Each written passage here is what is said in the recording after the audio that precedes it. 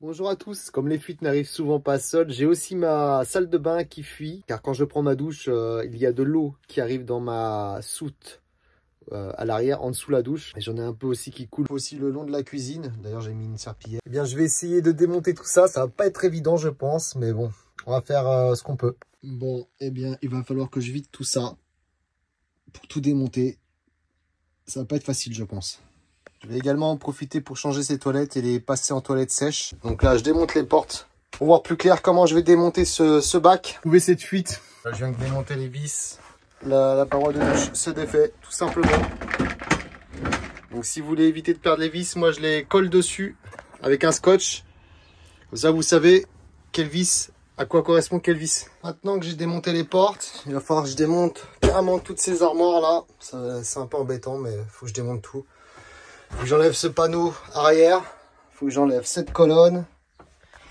Je suis pas sûr, j'espère pas que j'aurai besoin d'enlever ça, mais je pense qu'il y a de fortes chances que j'ai besoin d'enlever aussi ce meuble-là. En fait, il va falloir que j'enlève tout, quoi. C'est dingue. Bon, et ben j'ai pas fini. Alors, je suis issu du bâtiment, je suis plutôt bricoleur, donc ça me pose pas trop de soucis pour l'instant au niveau soucis techniques.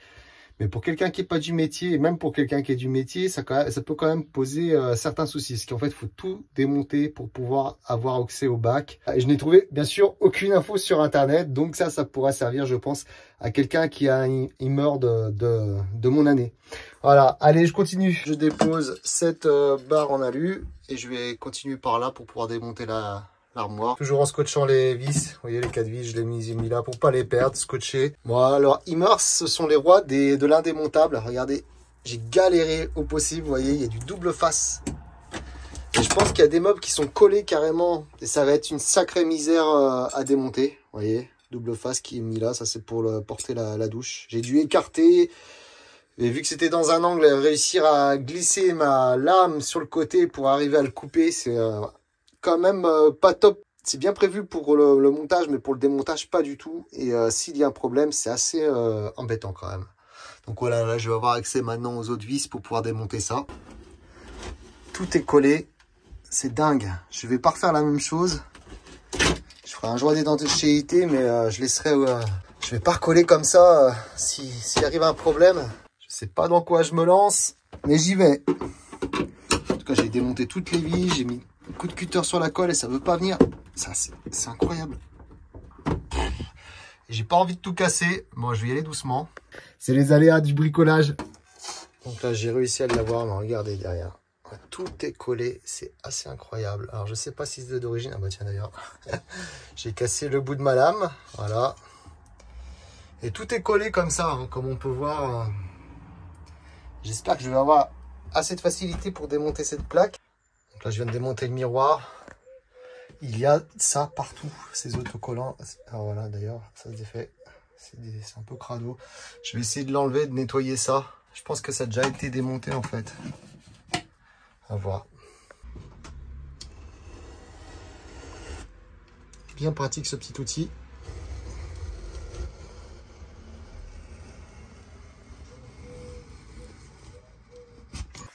Je ne fais pas de placement de produit, mais c'est le petit outil qui coûte 3 €, qui est bien pratique aussi pour démonter les autocollants, tout ce qu'il y a sur les pare-brise ou sur les carrosseries. C'est vraiment pratique. Même les décalcos, on les a décollés avec ça.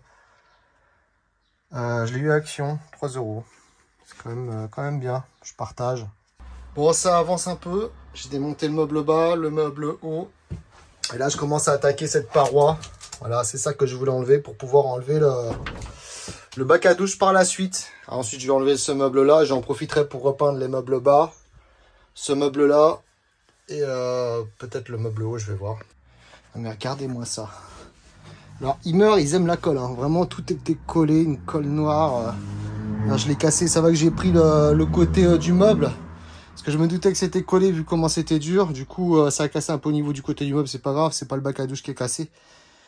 Et voilà, si vous démontez la douche, le bac à douche du Immers, il faut faire très attention. Et c'est vraiment pas costaud, c'est du plastique, donc je vais le réparer et le renforcer avec de la résine avant de le remettre. Voilà. Alors il paraît qu'ils en font aussi à vendre, mais bon, j'ai commandé de la résine, un kit résine. Voilà, la fuite vient d'ici. Ok. Il y a de l'eau là. En fait, l'eau, elle passait là. Donc je vais essayer de démonter ces planches là et voir un peu plus bas ce qui s'y passe. Donc voilà, le bac à douche était cassé et en fait, comme on peut voir, ça passait à travers. Donc l'eau passait. Donc du coup, je vais mettre en réparation une petite... je vais restructurer le bac en fibre de verre et en résine.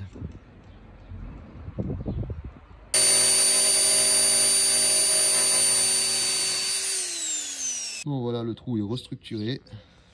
Je vais remettre un coup de résine pour la finition, pour que ce soit bien propre. Reponcer un coup.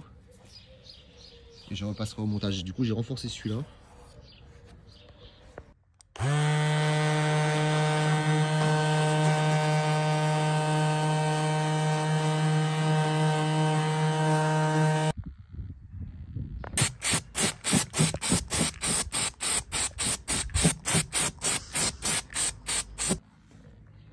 Et voilà, bac à douche est réparé.